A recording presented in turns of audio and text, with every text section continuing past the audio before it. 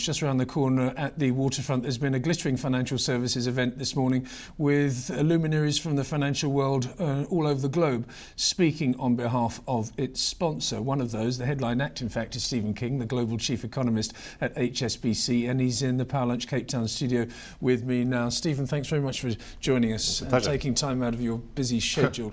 We had the biggest one-day fall in the all-share index of the JSE yesterday, 3.2%, 1,500 points, something like that, for about 4.5 years. And it seems to me that a lot of people are saying it's because quantitative easing was given to us, and now the threat of it being taken away has spooked us. So the Fed giveth with one hand, taketh away with the other. That sounds dangerous to me. It is dangerous. I think QE started off as being a kind of powerful antibiotic designed to prevent the world from succumbing to a terrible depression, becoming more like an addictive painkiller now. So it certainly kept markets elevated, but of course economies have not really recovered in line with those elevated markets.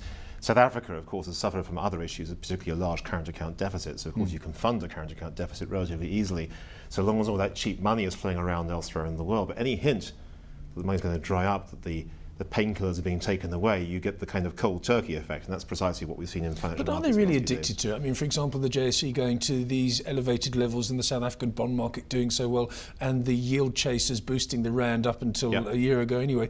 Is that money, that 85 billion, for example, from the Fed, how much of that actually goes into a market like South Africa? Has there been any analysis of this? Well, it's not so much the direct effect, it's the idea that if the Federal Reserve helps to keep Treasury yields very, very low, that has a kind of cumulative effect on a whole range of other financial assets. So effectively, other riskier assets in the US rise in value, and once they've risen, people then look elsewhere for other kinds of assets they might want to purchase, and you end up with a kind of a tremendous emerging market enthusiasm that we've seen over the last 2 or 3 years.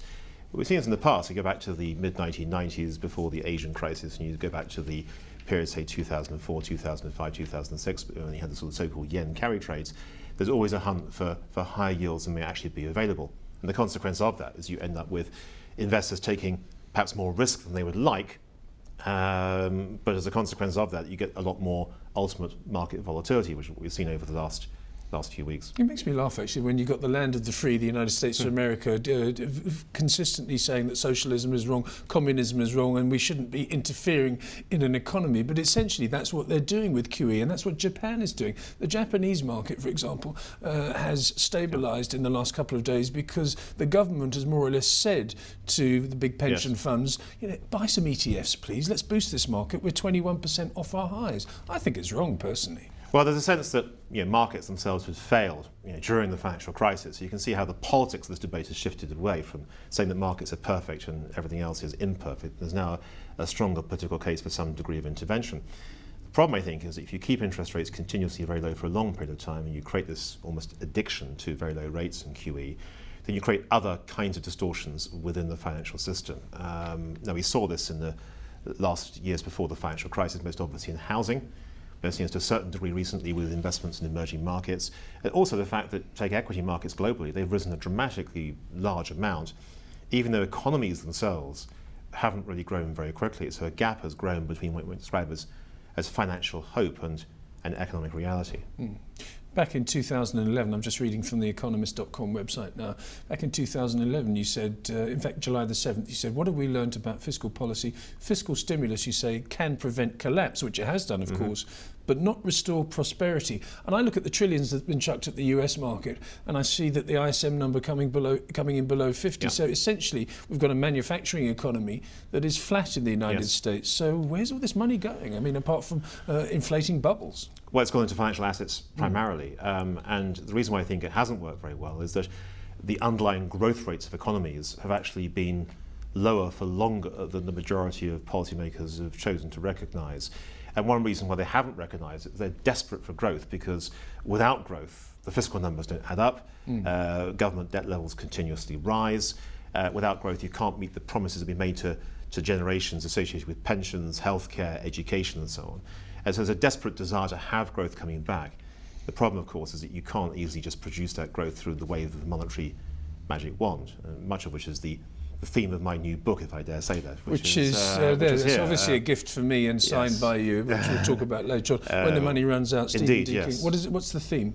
Well, the idea is not so much that money can literally run out, because of course central bankers can print as much of it as they wish to, but rather there's a sense that people are not seeing the increases in living standards that they were seeing previously.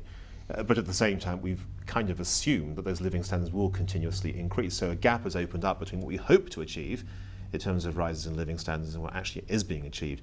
And that gap raises all sorts of questions about how debtors repay creditors, how we fund things like pensions and healthcare, how we, if you like, deal with trust in society, because of course, if economies stagnate, you get a much bigger political debate about winners and losers and how you deal with that particular issue. And the book looks historically at examples of where economies have bumped into effectively brick walls, whether it's Argentina over the last 100 years or Japan more recently, or even going back to the French Revolution and other examples where actually economic stagnation then leads to political and social upheaval. Okay, the book is called When the Money Runs Out. Before you go there, Stephen, you talked about winners and losers. What about this best case and worst case scenario of these extraordinary experiments by the United States, Japan and other governments? Do you think it'll just bumble along and we'll have low growth for ages and there won't be a collapse, but certain areas will do better than others? Or is there a danger that suddenly something cataclysmic happens to the markets and the world's economies? Well, you can never rule out the idea of a cataclysm. I sincerely hope it doesn't happen, because part of the problem today, of course, is that there really isn't very much either conventional or unconventional ammunition left to deal with such an event.